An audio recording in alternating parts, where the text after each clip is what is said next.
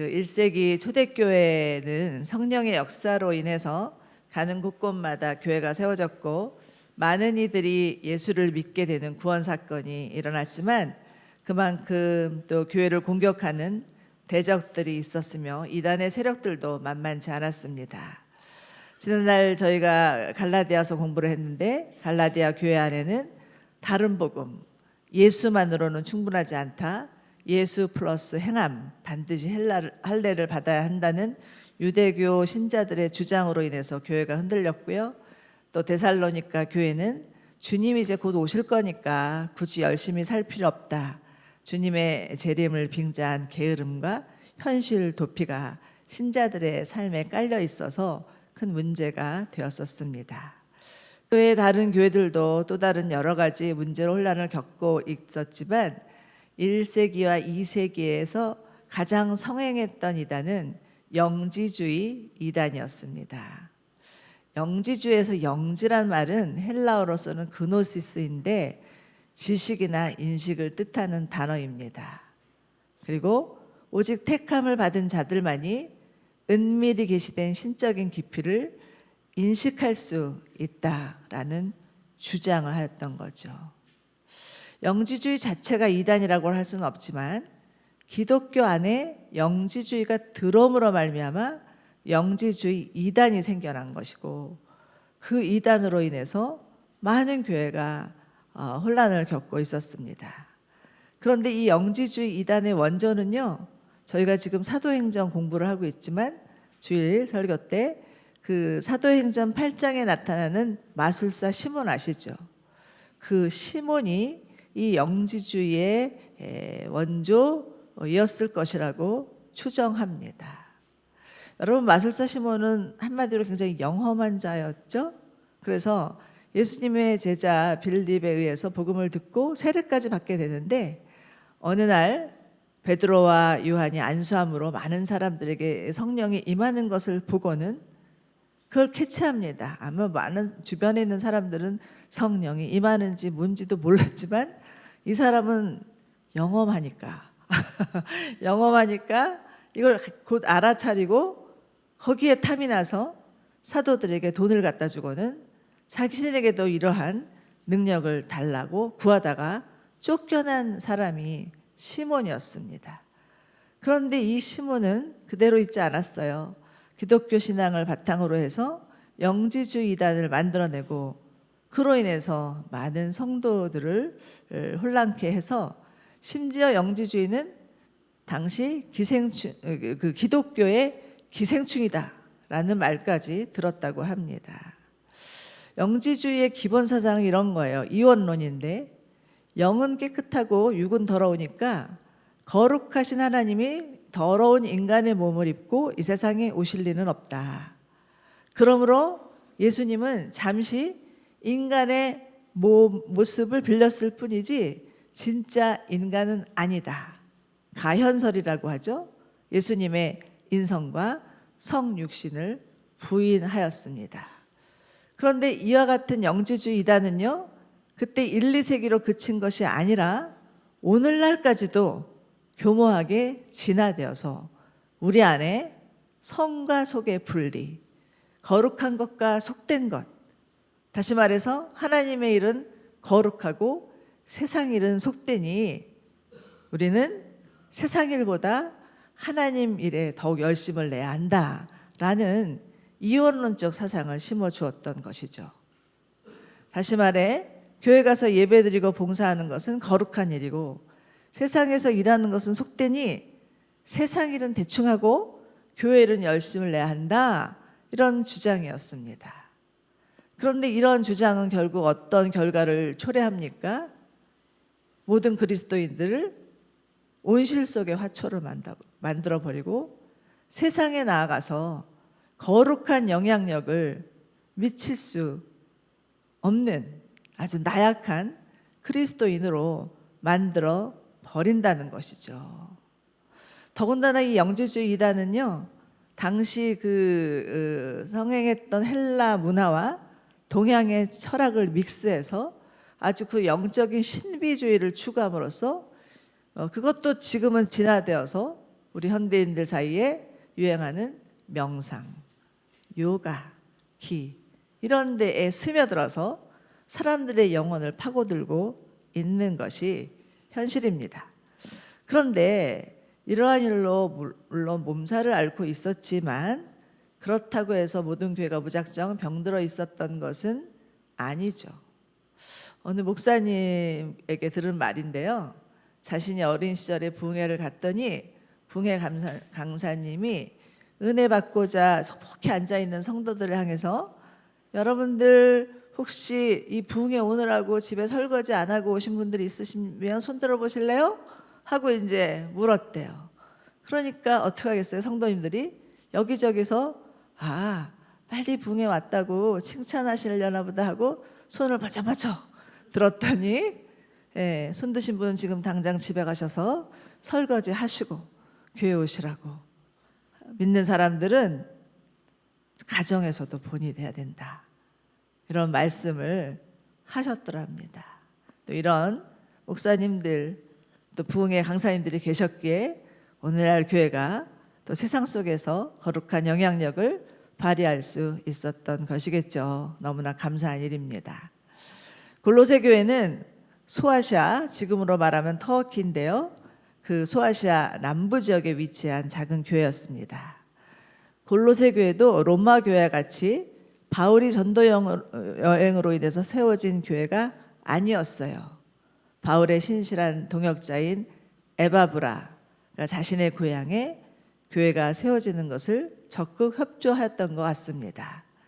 에바브라가 그 골로새 교회의 개척자라고 말할 수는 없는 것 같고요. 누가 언제 어떻게 이 골로새 교회를 세웠는지는 알 수 없지만 어쨌든 골로새 교회 안에는 믿음과 사랑과 소망이 있었습니다. 참으로 귀한 교회였어요. 여러분, 우리나라 교회가 처음 세워진 것도 선교사님이 들어오셔서 복음을 전함으로가 아니었습니다. 우리나라 최초의 교회는 인천에 있는 소래교회인데 1883년에 세워졌어요. 만주 지역에서 성경을 번역하고 보급하는 일에 힘을 썼던 서상훈이라는 사람이 그의 동생 서경조와 함께 시작하였다고 합니다. 1885년에 조선에 들어온 언더우드 선교사님이 소래교회를 방문하면서 이런 말을 남겼다고 해요. 우리는 이 땅에 씨를 뿌리러 온 것이 아니라 이미 뿌려진 씨의 열매를 추수하러 왔습니다. 네. 참으로 여러분, 하나님이 하신 일은 아무도 예측할 수 없고요. 우리의 생각과 너무나 다르다는 것을 깨닫게 됩니다.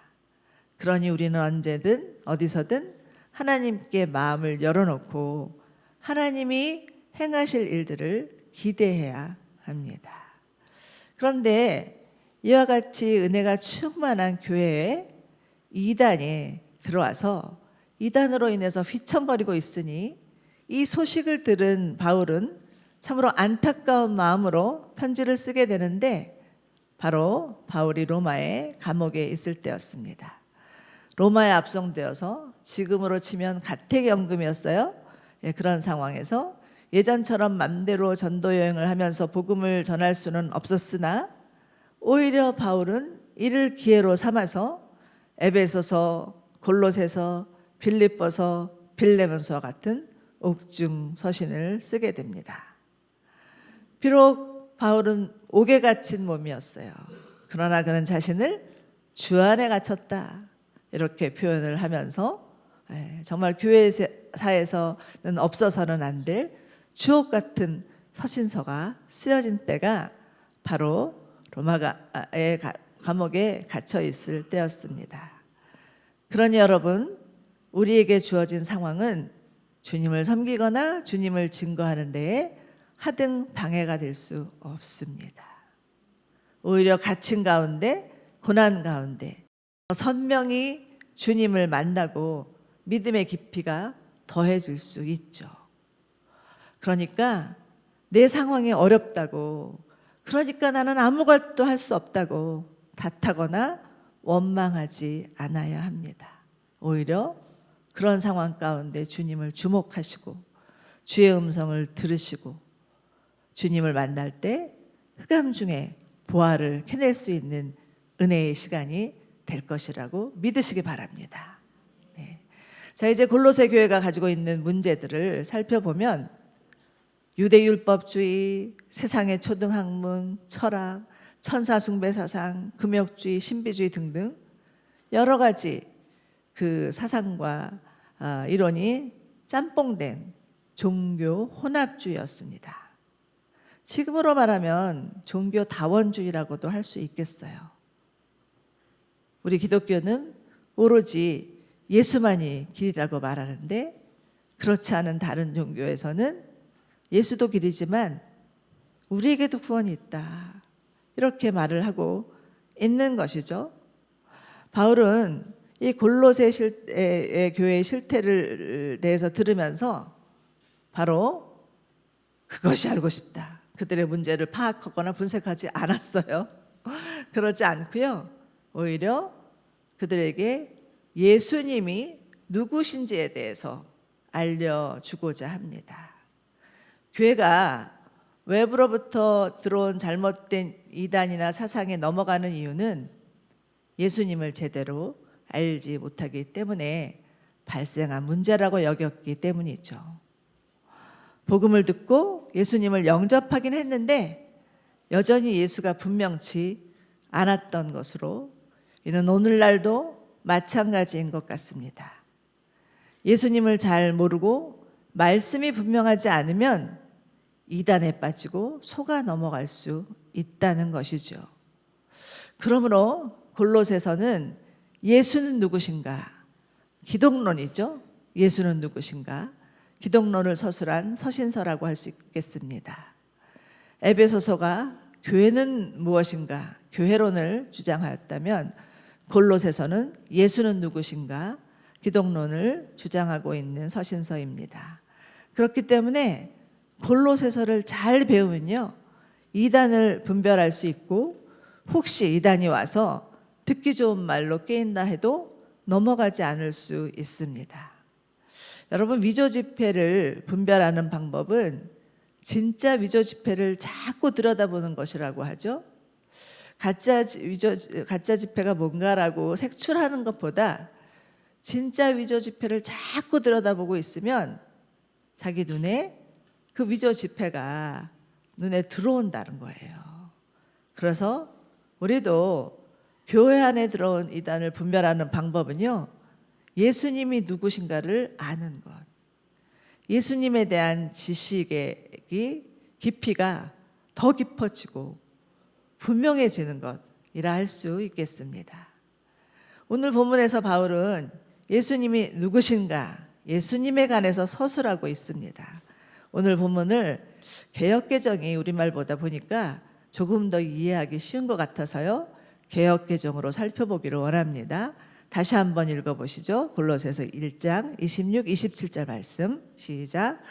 이 비밀은 만세와 만세로부터 감추어졌던 것인데 이제는 그의 성도들에게 나타났고 하나님이 그들로 하여금 이 비밀의 영광이 이방인들 가운데 얼마나 풍성한지를 알게 하려 하심이라. 이 비밀은 너희 안에 계신 그리스도니 곧 영광의 소망이니라. 아멘.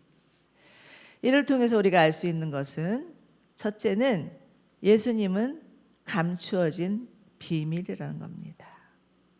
여기서 비밀이라는 영어로 미스터리라고 쓰여 있는데요, 헬라어로는 미스테리온이라고 하고 이것은 아직 밝혀지지 않는 사실이나 숨겨져 있어서 외부에 알 수 없는 사실을 뜻합니다. 우리가 흔히 알고 있는 비밀이라고 하는 시크릿하고는 다른 개념이죠. 시크릿은 어떤 것을 풀 수 없는 수수께끼와 같은 것이라면 미스테리는 감추어진 것입니다. 그런데 여기서 감추어지다라는 동사가 현재 완료 수동태로 쓰여져 있고요, 또 헬라어로는 신적 수동태라고 합니다. 그래서 이 동사를 잘 주의 깊게 살펴보시면 이 비밀을 하나님이 감추셨구나라는 것을 알 수 있게 됩니다. 하나님께서 아무도 알지 못하도록 꽁꽁 감추어 두셨다는 것이고, 그렇기 때문에 아무도 알 수 없고요. 아무리 우리가 노력한다 해도 그것을 깨달을 수는 없다는 것입니다. 감추어졌기 때문에 감추신 분이 드러내셔야 알게 된다라는 뜻이죠. 그래서 성경에서는 이를 또 계시라는 말로 표현하기도 합니다. 여러분, 계시란 베일에 가려진 것이 드러나다라는 뜻이죠. 그래서 비밀, 미스테리와 계시, 레블레이션이라고 하는데 아주 깊은 연관이 있습니다. 여러분, 성경은요, 처음부터 끝까지 예수님을 계시한 책입니다. 그러나 이 예수님에 대한 계시가 창세기부터 분명하지는 않아요. 창세기 3장 15절에서 예수님에 대한 말씀을 여자의 후손이라고 이렇게 말하면서 시작하면서 시작된 이 성경의 계시는 점진적인 계시라고 해서 점차 하나님이 오랜 세월을 거쳐서 여러 선지자들을 통해서 우리에게 더 알 수 있도록, 더 밝히 알 수 있도록 가르쳐 주셨다라는 것입니다. 그래서 성경을 보면 점점 예수님을 알게 되어 있는 거죠. 저는 성경을 읽을 때마다 예전에 어렸을 때 우리 아이들과 함께 재미있게 보던 그림책 윌리를 찾아라가 생각나곤 합니다. 여러분, 윌리를 찾아라 재미있게 보셨던 분들 많이 계시죠? 거기서 보면 여러 많은 다른 상황과 환경이 나오고 수많은 사람 중에서 윌리 찾는 게 쉽지는 않는데 찾고 나면 너무 기쁘죠? 너무 재밌고, 그와 같이 성경을 우리가 읽고 성경 가운데 예수님을 발견하게 되면 그것처럼 신나고 그것처럼 기대가 되는 일이 없는 것 같습니다. 그러므로 여러분, 우리는 성경을 사랑해야 되고 성경을 통해서 예수님을 발견해야 되고 이로 인해서 기뻐할 수 있습니다. 성경은 우리를 구원하시기 위해서 당신의 사랑하는 아들 예수 그리스도를 보내주신 하나님의 사랑의 이야기이기 때문이죠. 그러니까 지금 저희 성경 통독하고 있죠. 어디까지 가셨는지 아시나요? 이사야서까지 갔습니다. 이제 얼마 안 있으면 구약이 지나가는데 제가 생각했어요. 구약 성경을 다 읽은 분들에게는 상을 드려야 되겠다. 그래서 갑자기 그렇다고 해서 그 체크 안 하던 거 체크하시면 안 되고요. 정직하게 체크하셔서 구약 다 읽으신 분들 가져오시면 뭔가가 좋은 일이 있을 것입니다.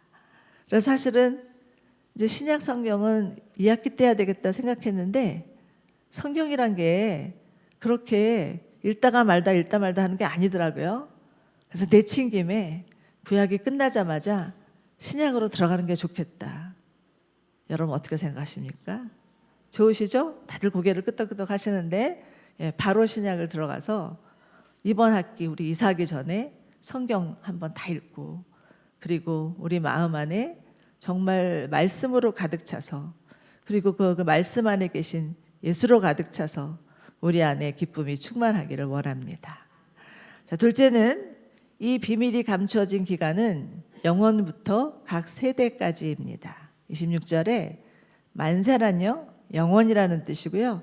만대는 세대를 뜻합니다. 그러므로 만세와 만대로부터를 직역하면 영원부터 그리고 이어지는 각 세대들로부터라는 뜻입니다. 고로 만세와 만대는 동일한 의미의 상이한 표현이라고 할 수 있는데요. 이것을 통해서 우리가 아는 것은 예수님은 감추어졌을 뿐이지 시간을 초월해서 존재하고 계시는 영원하신 하나님임을 알게 됩니다. 요한복음 1장에서도 이를 선포하고 있죠. 태초에 말씀이 계시니 그 말씀은 하나님과 함께 하셨고 그 말씀은 하나님이셨습니다 라고 꽝 선포를 합니다. 여러분, 예수님은 창세전부터 계신 영원하신 하나님이시고 하나님과 함께 이 세상을 창조하시고 다스리시는 분이십니다. 그러므로 유한한 인간이 감히 무한하신 하나님과 하나님의 세계를 다 안다고 자신할 수 없습니다. 욥기를 보면 욥이 쓰라린 고통 가운데서 자신의 의로움을 바락바락 대들면서 하나님 앞에 항거하는데요. 그렇게 항변하자 하나님은 그 소리를 다 듣고 계시다가 욥을 향해서 말씀하십니다. 여러 말씀을 하시지만 제가 그중에 몇 가지를 발췌했는데요. 내가 땅에 기초를 놓을 때 너는 어디 있었느냐? 아는 게 있으면 말해봐라. 누가 그 크기를 정했느냐? 네가 아느냐? 또 누가 그 위에 줄을 쳤느냐? 그 단단한 기초가 무엇에 세워졌는지 네가 아느냐? 네가 바다의 근원에 가본 적이 있느냐? 깊은 물 밑에 가본 적이 있느냐? 땅이 얼마나 드넓은지 깨달은 적이 있느냐? 이거는 욥에게뿐만 아니라 우리에게도 물으시는 하나님의 질문이죠. 욥은 이처럼 폭풍같이 쏟아지는 근원적인 하나님의 음성을 듣고서 자신이 얼마나 하찮은 존재이며 자신이 얼마나 하나님 앞에서 교만했는지를 깨닫고는 그제서야 깊이 회개합니다. 하나님, 내가 지금까지 주에 대해서 귀로만 들었는데 이제 내 눈으로 주를 보게 되니 스스로 한탄하며 티끌과 재를 뒤집어쓰고 회개합니다. 오늘 아침 묵상은 시편의 참회시였죠. 다윗은 하나님께 하나님 저는 주께만 범죄하였습니다. 주께 죄를 지었습니다. 라고 기도하고 있죠. 여러분 우리는요 하나님 앞에서 죄인입니다. 어느 누구도 하나님 앞에 자랑할 것 하나도 없습니다. 그래서 우리 안에 주님 앞에 나아갈 때는 언제나 회개하는 마음, 하나님의 용서를 구하는 마음, 그 마음으로 나가야 되는 것이죠. 여러분 유한한 인간은 영원하신 하나님 앞에 주장할 것이 아무것도 없습니다. 그리고 내가 하나님을 안다고 그렇게 자만할 수도 없습니다. 그리고 이 세상에서 일어나는 불합리한 일들을 바라보면서 함부로 판단할 수도 없습니다. 우리는 다만 하나님이 보여주시는 만큼만 아는 거예요. 보여주시지 않는 많은 것들, 더 많은 것들은요 하나도 알 수 없는 유한한 자들입니다. 그렇기 때문에 우리의 기도는 하나님 우리의 눈을 열어주십시오. 하나님 우리에게 계시하여 주십시오. 이렇게 기도해야 됩니다. 영원하신 하나님 앞에 드릴 수 있는 인간의 최선이요 겸손이라고 생각됩니다. 자, 셋째는요. 이 비밀은 모든 성도들에게 나타났습니다. 26절을 보시면 이제는 그의 성도들에게 나타났고 라고 말씀하고 있는데 원문을 보면 그러나 이제는 이라고 표현하고 있습니다. 그러나 이제는 지금까지 감춰뒀던 하나님의 비밀이 극적으로 나타났음을 표현하고 있는 것이죠. 즉 하나님의 때가 되어서 감춰진 하나님의 비밀 예수 그리스도가 이 땅에 오셨음을 의미합니다. 로마서 16장에서도 구체적으로 말하고 있어요. 이 비밀은 영원 전부터 감춰오다가 이제는 나타나게 되었노라. 하나님께서 하나님의 때에 당신의 감춰진 비밀 예수 그리스도를 우리 가운데 보여주신 것이죠. 그렇기 때문에 예수님이 이 땅에 오신 것은 하나님의 완벽한 계획이었고 예수님을 통해서 인간을 구원하시고자 하는 하나님의 의도는 그 누구도 상상치 못했던 하나님의 완전한 비밀이었습니다. 사탄은 예수님을 십자가에 못 박기 위해서 온갖 술수와 음모와 조작을 다 하면서 십자가로 내몰았죠. 그러나 십자가는 결국 하나님의 온전한 구원을 이루는 사건의 현장, 역사의 현장이었습니다. 여러분 혹시 패션이라는 영화, 오래전 영화인데 다들 보셨겠죠? 거기서 보면 예수님이 십자가에 못 박히실 때 너무나 음흉한 미소를 띠면서 쾌재를 부르면서 사단이 내가 승리했다, 이런 아주 악한 표정을 짓고 있는 그 컷이 있어요. 저는 그 컷이 아직도 생생하고 너무나 섬찟한데, 그러나 하나는 알고 둘은 모르는 사탄이 예수님의 십자가가 자신에게 완전한 패배인 것을 몰랐고요, 예수 그리스도의 완전한 승리인 것을 몰랐던 것입니다. 그러므로 여러분, 우리는 우리를 구속하기 위한 하나님의 이 경륜의 비밀에 탐복하고 또 탐복해야 되고요, 하나님이 비밀이신 예수 그리스도로 인해서 우리에게 구원이 주어졌음에 감사하고 또 감사해야 됩니다. 어느새 우리는 우리 가운데 주신 구원이 얼마나 큰지에 대해서 무뎌져 있어요. 그러나 이것은 정말 놀라운 일이요, 감격할 일이요, 감사할 일이요, 즐거워할 일이요, 기뻐할 일임을 믿으시기 바랍니다. 네 번째, 이 비밀은요, 모든 이방인들에게도 풍성히 알려졌습니다. 다시 골로새서 1장 27절을 보실까요? 한번 다시 읽겠습니다. 시작. 하나님이 그들로 하여금 이 비밀의 영광이 이방인들 가운데 얼마나 풍성한지를 알게 하려 하심이라. 이 비밀은 너희 안에 계신 그리스도니 곧 영광의 소망이시라. 아멘. 여기서 이방인이란 유대인 외에 다른 모든 족속을 가리키죠. 우리도 포함됩니다. 하나님의 비밀인 예수님은 유대인들 뿐만 아니라 이방인들에게도 값진 선물이었죠. 하나님은 유대인들을 통해서 이것이 이방인에까지 흘러가기를 원하셨는데 유대인들이 거부했고요, 결국 이 비밀의 영광은 누구에게로 넘어갔느냐? 이방인에게도 넘어갔고, 이방인들이 오히려 이 구속의 비밀을 맡은 자들이 되었습니다. 다시 말해서 비밀의 영광이 이방인 사이에서 더 풍성해진 것이고요, 우리는 선교 역사를 통해서 이것을 목도할 수 있습니다. 요즘 로잔 대회 기도문을 올라오는 것을 보면서 전 세계 교회의 소식을 듣게 되는 것이 참으로 감사하다는 생각이 듭니다. 정말 하나님은 쉬지 않고 일하고 계시구나. 지금도 우리가 알지 못하고 우리가 들어보지 못했던 많은 나라와 민족들 가운데 주의 복음이 전파되고 교회가 세워지고 주께 돌아오는 수많은 영혼들이 있구나라는 생각을 하면서 너무 감사했고요. 그러나 또 이를 방해하는 사단의 세력이 얼마나 집요하고 대단한지에 대해서도 다시금 깨닫게 되었습니다.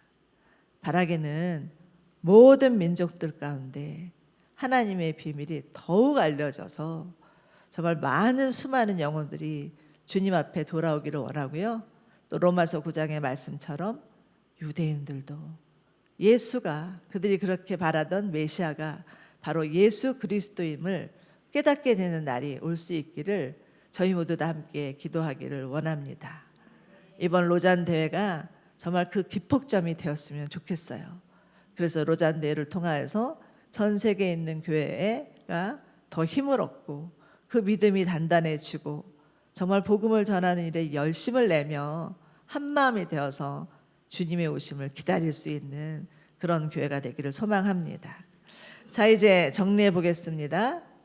예수님은 영원부터 모든 세대에 이르기까지 감추어진 하나님의 비밀이었으나 하나님께서 때가 참에 그 비밀을 모든 성도들에게 계시해 주셨고, 예수님은 하나님의 구속의 경륜을 따라서 이 세상에 오셨고 십자가 지시고 부활하심으로 인해서 모든 족속에게 구원의 은혜를 주셨습니다. 자, 이것이 오늘 본문의 정리한 내용인데요, 우리는 이것을 통해서 예수 이외에는 다른 구원이 없음을 분명히 알 수 있습니다. 여러분, 기독교는 예수가 전부입니다. 예수 이외에 다른 구원이 없습니다. 예수님 뺀 기독교는 있을 수 없습니다. 제 아무리 공중권세 잡은 자 사단이 우리의 마음과 정신을 혼미케 하면서 예수님 말고 너희는 더 열심을 내야 돼, 그래야 구원 얻을 수 있어. 이렇게 말을 한다거나 예수님 말고 다른 종교에도 구원이 있어 라고 말한다거나 이런 말로 우리를 속인다 할지라도 넘어가시면 안 됩니다. 우리를 위하여서 이 땅에 오신 예수님이야말로 하나님의 공이세요. 그리고 우리를 구원하신 구세주이십니다. 바울은요, 예수님에 대해서 이렇게 서술하고 또 1장 13절과 18절에서 예수님이 누구신지에 대해서 분명한 목소리로 말씀하고 있는데, 우리 한번 골로새서 1장 13에서 18절 큰 소리로, 명확한 소리로 선포하는 차원에서 정말 우리 지금 예배를 방해하고 있는 사단이 내 옆에 있다면 그 사단을 향해서 이 말씀을 선포하셨으면 좋겠습니다. 시작. 아버지께서는 우리를 아들의 권세에서 구해주셔서 그분이 사랑하는 아들의 나라로 옮기셨습니다. 하나님의 아들은 보이지 않는 하나님의 형상이요 모든 피조물보다 먼저 나신 분이십니다. 이는 하늘과 땅에 있는 모든 것들, 보이지 않는 것들과 보이지 않는 것들, 보좌들과 주권들과 권세들이 하나님의 아들 안에서 창조됐기 때문입니다. 만물이 아들로 인해 창조됐고 아들을 위해 창조됐습니다. 아멘. 그렇습니다. 예수님은 우리를 구원하시기 위해서 이 세상에 오신 하나님이시고 성부 하나님과 함께 이 세상을 창조하신 성자 하나님이십니다. 예수님을 본 자는 하나님을 본 것이고요. 예수님은 지금도 하늘 보좌 우편에서 우리와 함께 이 세상을 다스리고 계십니다. 그러므로 우리의 반응은요, 이 세상과 우리를 창조하신 하나님께 감사, 또 우리를 구속하신 예수님에 대한 믿음, 그리고 하나님의 비밀의 영광을 맡은 그 민족 가운데 복음을 전파하는 선교적 삶, 이것이 우리의 반응이어야 합니다. 사도 바울은 하나님의 비밀인 예수 그리스도에 대해서 설명한 후에 곧 바로 그 뒤에 이어서 이런 말을 하죠. 우리는 그리스도를 전파해서 모든 사람을 권하고 지혜를 다해서 모든 사람을 가르칩니다. 이 일을 위해 나도 내 안에서 능력으로 활동하시는 분의 역사를 따라 열심히 수고하고 있습니다. 사도 바울이 로마에 갇혀있든 감옥에 갇혀있든 아니면 돌아다니면서 고생하면서 복음을 전하든 그렇게 자신의 전부를 들여서 주님의 복음을 전하는 이유는 하나님께서 우리에게 보여주신 예수 그리스도, 그 예수 그리스도가 하나님의 비밀임을 알았기 때문입니다. 사랑하는 여러분, 여러분에게 예수님은 누구십니까?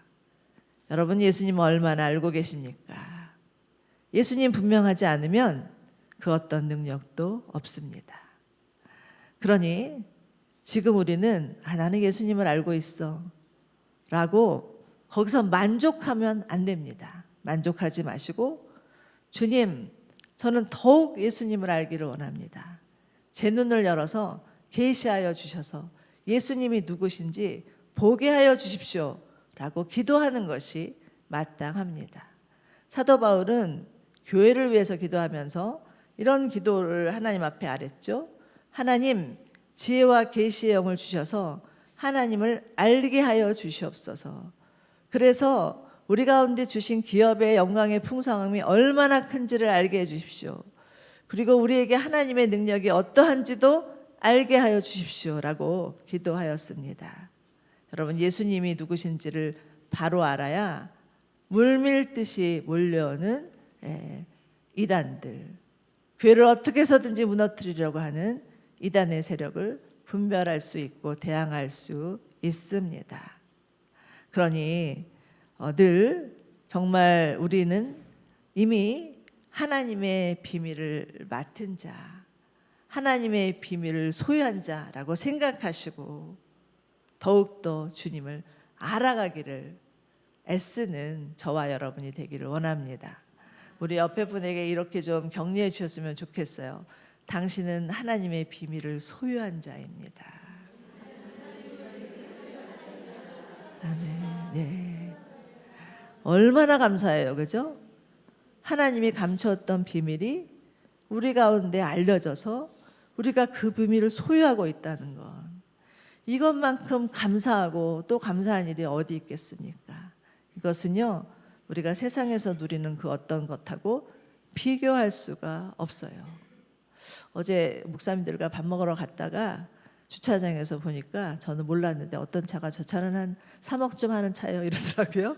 그런 차도 있어? 막 이러면서 놀랐는데, 야, 그런 차가 아무리 내 눈에 띈다 할지라도 하나님의 비밀과 바꿀 수 있겠습니까? 비교할 수 있겠습니까? 아닙니다. 여러분들 바라기는 우리 삶의 목표가 예수님 아는 것이 되기를 원합니다. 하나님 저희로 하여금 더욱 예수님 알게 해주십시오. 우리 눈을 열어주십시오. 우리에게 계시하여 주십시오. 그래서 예수로 충만하게 하여 주십시오. 오로지 예수 아는 것이 가장 귀한 것임을 고백할 수 있는 저와 여러분들 되시기를 축원합니다.